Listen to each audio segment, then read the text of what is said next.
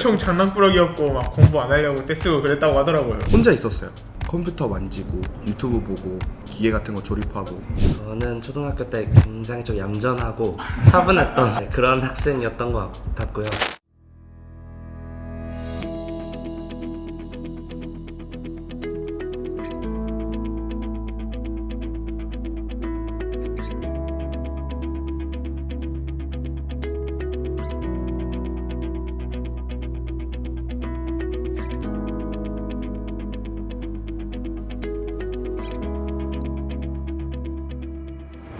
안녕하세요. 저는 조준형이라고 하고요. 현재는 서울대학교 전기정보공학부에 재학 중이고. 안녕하세요. 저는 이준서라고 하고요. 현재 미국 위스콘신 매디슨 대학교에서 컴퓨터 사이언스와 매스를 복수 전공 중입니다. 안녕하세요. 저는 윤성하고 연세대학교 전기전자공학과 전공 중입니다. 너무 소름이었어요. 그러니까 처음에 아무것도 없는 판에 뭐가 계속 이렇게 움직이는데 형체도 못 알아봐요. 근데 그게 한 3시간, 4시간 있으면 거의 절반이 완성돼 있고, 이걸로 내가 원하는 거를 만들 수 있겠다. 그래서 캡틴 아메리카 방패를 2개를 만들었었던 걸로 알고 있거든요. 지금 아직도 그 캡틴 아메리카 방패를 집에 갖고 있어요. 진짜 좀 처음 봤을 때는 진짜 와, 혁신이다. 가면 일단은 온 사방이 모르는 거예요. 수학 교재만 맨날 보다가 과학 교재 보고 이제 주변에 막 회로도 널려 있고 아까 말한 3D 프린터랑 드론도 놓여 있고, 그리고 또 막 이제 선생님께서 만드신 교구 같은 것도 놓여 있고, 이제 그런 것들 자체가 모든 게 신기해가지고 그냥 호기심이 되게 많이 드는 장소였던 걸로 기억이 남는 것 같아요. 다 같이 이렇게 팀을 모아서 했었던 아이패드이라는 거는 이제 와디즈에서 크라우드 펀딩 진행했었고, 액수가 이제 312만 500원이었나 그랬었던 걸로 제가 기억을 해요. 그때 되게 좋은 경험이었죠. 그러면서 크라우드 펀딩도 진행을 해보고 제가 아두이노 맡아가지고 다 같이 모여서 했었던 기억이 있어요. 내가 하고 싶은 것들, 그리고 내가 궁금했던 것들을 해결해 나가는 곳. 그래서 정말 뭔가를 일방적으로 배운다는 느낌보다는 정말 모두가 동등한 관계에서 같은 팀원처럼 거기 그 속에서 제가 궁금해 나왔던 것들을 해결해 나가고, 어떤 프로젝트를 같이 해보고, 또 난관에 봉착했을 때는 그런 걸 또 같이 머리를 맞대고 해결해 보는 그런 곳이었던 것 같고, 그래서 항상 뭔가 새로운 이슈들이 가득했던 랩이라는 공간으로 기억에 남고요. 모범적이고 이제 그런 학생이었던 줄 알았는데, 당시 저 가르치던 선생님분들한테 여쭤보니까 다들 엄청 장난꾸러기였고 막 공부 안 하려고 떼쓰고 그랬다고 하더라고요. 이제 장난꾸러기였던 학생이었던 것 같습니다. 혼자 있었어요. 혼자 있는데 솔직히 말해서는 저는 그게 좀 즐거웠거든요. 초등학교 때 아무 제약 없이 나 혼자 내가 하고 싶은 걸 할 수 있었으니까, 레고나 초등학교 때는 그냥 제가 좋아하는 거 그냥 계속 했었던 것 같아요. 그래서 막 컴퓨터 만지고 유튜브 보고 막 기계 같은 거 조립하고 그랬었던 학생이었던 것 같아요. 저는 초등학교 때 굉장히 좀 얌전하고 차분했던 그런 학생이었던 것 같고요. 초등학교 때부터 신문 읽는 걸 좋아해서 그때부터 뭔가 세상에서 일어나는 일들에 대해서는 굉장히 관심이 많았던 것 같아요. 성아랑 했었던 거는 초등학교 6학년 때 저희가 좀 둘 다 통통했거든요. 되게 막 곰 같고 그래가지고 그때가 아마 진짜 핫했던 영화가 패딩턴스였을 거예요. 그때 이제 슈퍼노바 패딩턴스 팀으로 참가를 했었는데, 그때는 이제 똑똑이 루킹캅이라고 그래가지고 그거를 만들었었고, 그리고 중학교 때 삼성주니어 소프트웨어 창작대회에서는 거기 누가 없어요라는 그거랑 농농맨이라는 그 배를 만들었었고, 그 다음에 이제 디랩에서 이렇게 도와줘가지고 다 같이 이렇게 팀을 모아서 했었던 아이패드이라는 거는 이제 와디즈에서 크라우드 펀딩 진행했었고, 액수가 이제 312만 500원이었나 그랬었던 걸로 제가 기억을 해요. 그때 되게 좋은 경험이었죠. 그러면서 크라우드 펀딩도 진행을 해보고, 염경훈이었나? 그 친구가 그 레이저 커터를 맡았었고, 시우라는 여자애가 디자인이랑 막 그 어플 맡았었고, 민우도 이제 그 3D 프린터랑 레이저 커터 맡았었고, 제가 아두이노 맡아가지고 다 같이 모여서 했었던 기억이 있어요. 그때는 뭔가 제가 알고 있는 걸 유튜브에 찍어서 제 채널 만들어서 그렇게 찍어서 올리다가 또 좋은 기회를 타서 이제 미국 대통령이 딱 그때 이제 선거 기간이었어요. 그래서 트럼프가 당선될까 클린턴이 당선될까, 제가 또 우연히 이제 SBS 영재별극단에 나가게 돼서 뭘 발표를 할까 이렇게 주제를 고민하던 차에 그 미국 대선에 대해서 하자라고 했었고, 구글 검색 툴을 바탕으로 빅데이터 상으로는 훨씬 더 트럼프에 대한 대중들의 관심이 높더라고요. 그래서 트럼프가 될 수도 있겠다라고 예상을 했었는데 또 진짜 트럼프가 당선되고 사람들이 이렇게 와 얘가 어린 아이가 맞췄다 이렇게 해가지고 중학교 한 2학년쯤에 이제 살짝 방황을 조금 했어요. 그래서 게임도 좀 하고 그러다가 이제 고등학교 가가지고 다시 한 달 정도 계속 공부만 해보니까 좋은 결과 나와가지고 이제 그렇게 대학교에 가게 된 것 같아요. 제 기억으로는 이제 부모님들의 입장이 있지 않았을까. 그쵸, 처음에는 맞아요. 부모님이 이제 발견하셔서 가게 됐는데 워낙 그런 거에 대한 관심이 꾸준히 많으셨던 것 같아요. 그리고 앞으로는 이런 프로그래밍 언어를 이해하고 그 알고리즘을 어쨌든 이해하는 과정이 좀 중요하다, 필요할 것 같다라는 생각을 하셨던 것 같고, 그래서 우연히 데디스랩을 발견하게 되었고, 또 워낙 거기에서는 기존에서 하지 않았던 그런 교육들을 뭔가 했기 때문에. 저 같은 경우는 초등학교 5학년 겨울방학에 그 겨울방학 특강으로 아두이노라는 거를 가르치는 거예요. 내가 원하는 거를 그냥 내 마음대로 이렇게 넣어가지고 이걸 만들면 내가 원하는 이게 만들어진다라는 걸 보고 이건 진짜 무조건 해야 되겠다라고 해가지고 그 수업을 들었었어요.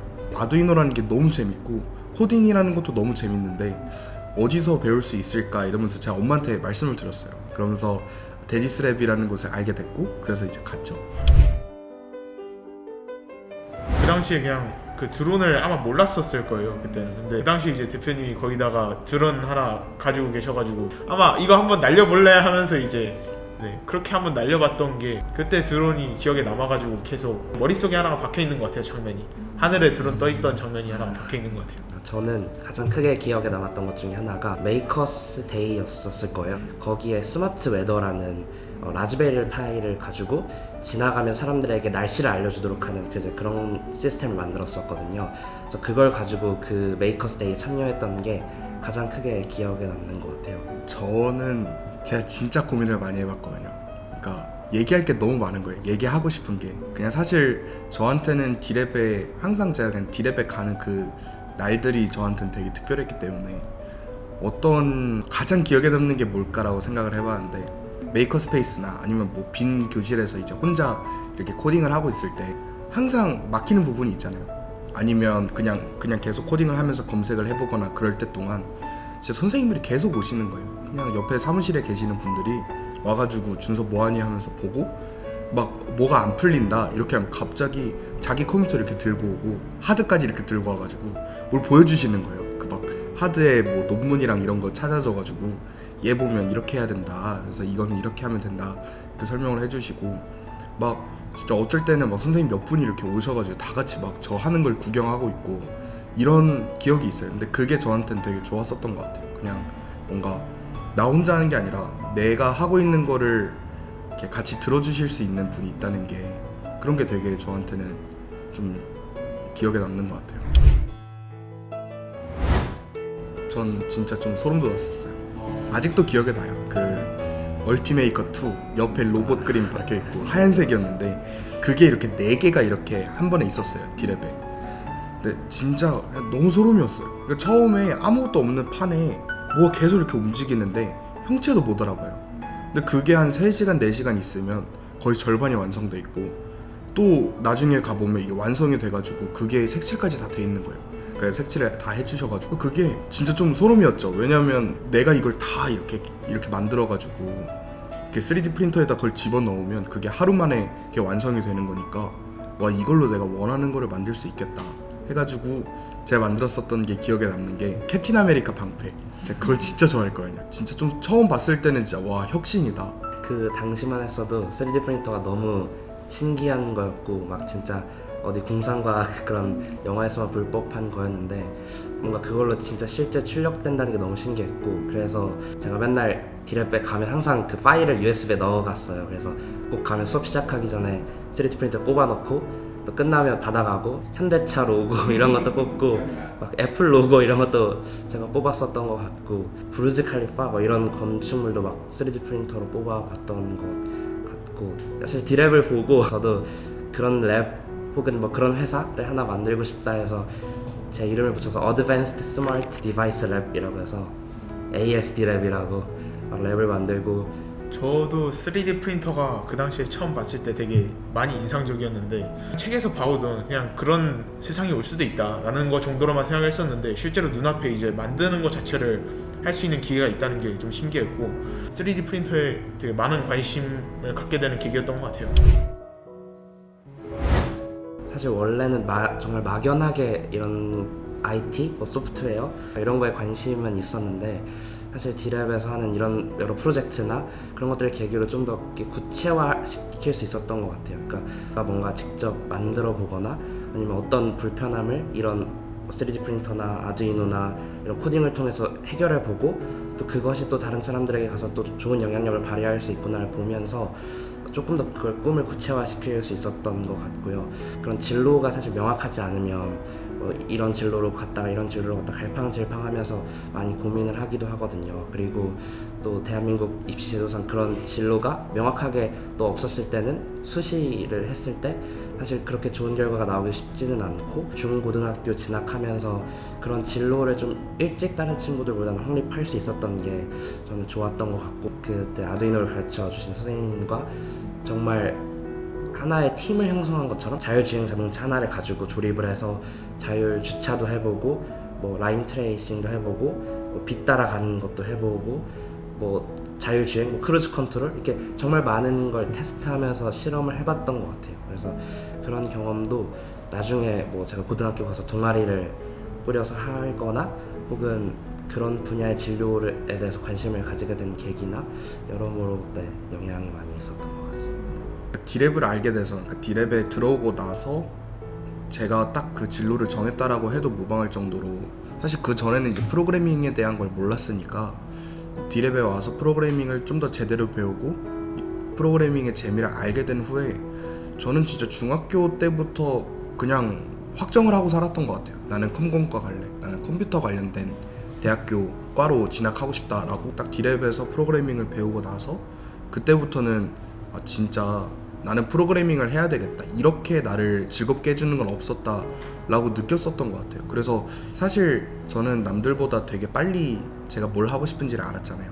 그렇다 보니까 프로그래머가 되기 위해서 뭘 해야 될지를 되게 어렸을 때부터 고민을 시작을 한 것 같아서 되게 좋았다고 생각을 합니다. 저 같은 경우에는 이제 어떤 영향을 줬냐고 물으면은 여러 가지 기술들을 배우는 학원에 가가지고 이제 여러 가지 기술들을 알게 되고 그런 상황에 놓이게 되니까 이제 책을 봐도 그런 면에서는 좀 더 잘 보이는 거고 이제 관심을 갖는 위인들이라고 하면 이제 어떤 오바마 대통령보다도 이제 스티브 잡스나 빌 게이츠가 되는 거고 그때 영향을 받아서 지금 이런 전공을 하게 된 게 아닌가.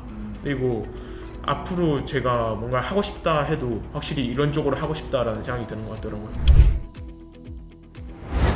뭐든지 해보면 재밌을 것 같다 해가지고 카페나 이제 바 같은 아르바이트도 좀 해보고 옷을 뭐 아마존이나 네이버나 쿠팡 같은 데다 올려서 팔아보는 것도 재밌을 것 같고 앞으로 저는 세월이 가면 갈수록 사람들은 여가에 시간을 많이 투자할 거라고 생각을 하거든요. 그래서 많은 사람들이 운동을 할 거다라고 생각을 해요 저는. 그래서 그러면 운동을 훨씬 더 그냥 간단하게 게임처럼 할 수 있는 형태가 아니라 진짜 운동 안에서 모든 게 이루어지는 형태의 게임을 만들어낼 수만 있다면 되게 재밌지 않을까. 그래서 기회가 된다면 꼭 한번 해보고 싶은 창업인 것 같아요. 저는 이제 중학교 때부터 만들었었던 게 사람들의 일상생활도 좀 더 편리하게 해줄 수 있는 그런 플랫폼이나 아니면 그런 기술을 개발하자라는 것밖에 없는데 요즘 관심이 있는 거는 GPT거든요. GPT를 이용을 해가지고 뭔가 조금 더 편리하게 만들 수 있는 게 없을까라는 걸 요즘 좀 고민을 해보고 있어요. 요즘 제가 제일 관심 있는 거는 수학 교육 쪽인 것 같아요.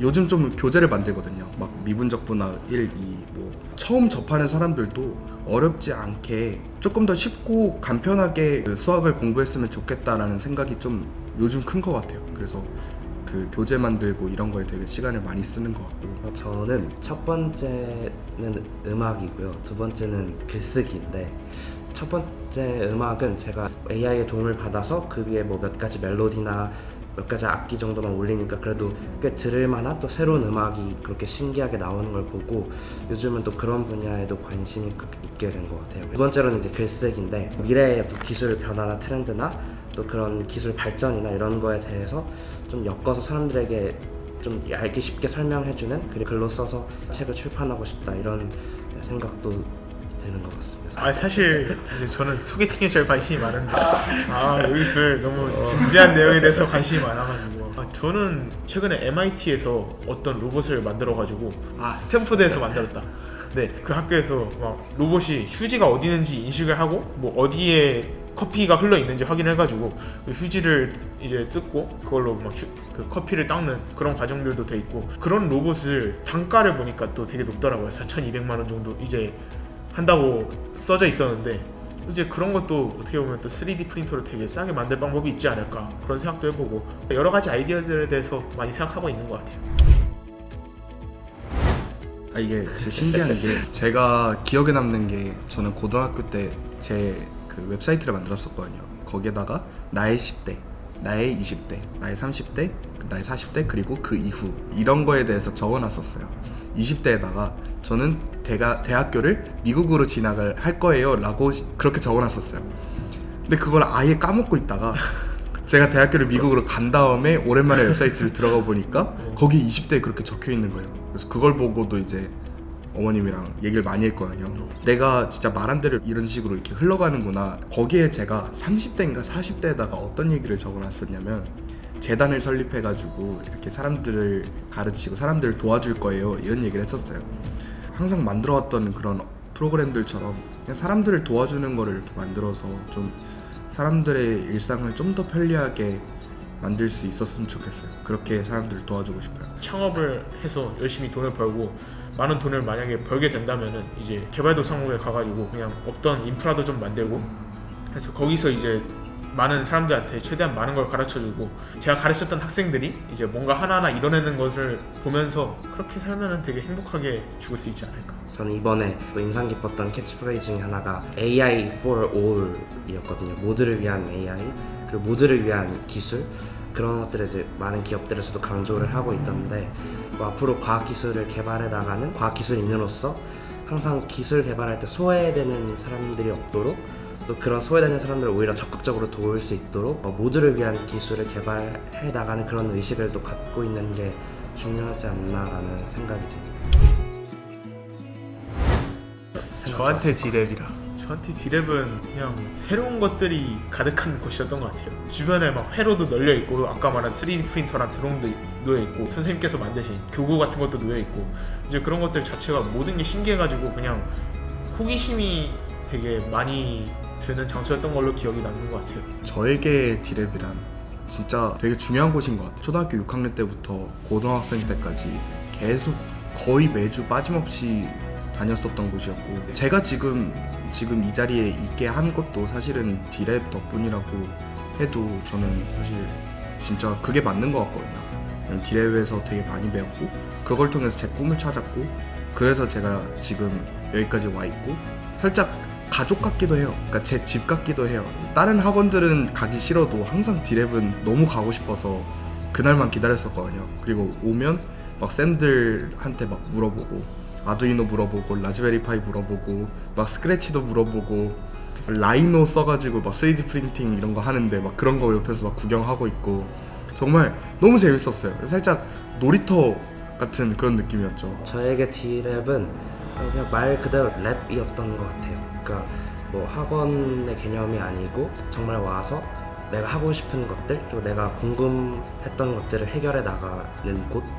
그래서 정말 뭔가를 일방적으로 배운다는 느낌보다는 정말 모두가 동등한 관계에서 같은 팀원처럼 거기 그 속에서 제가 궁금해 나왔던 것들을 해결해 나가고 또 어떤 프로젝트를 같이 해보고 또 난관에 봉착했을 때는 그런 걸 또 같이 머리를 맞대고 해결해보는 그런 곳이었던 것 같고 그래서 항상 뭔가 새로운 이슈들이 가득했던 랩이라는 공간으로 기억에 남고요.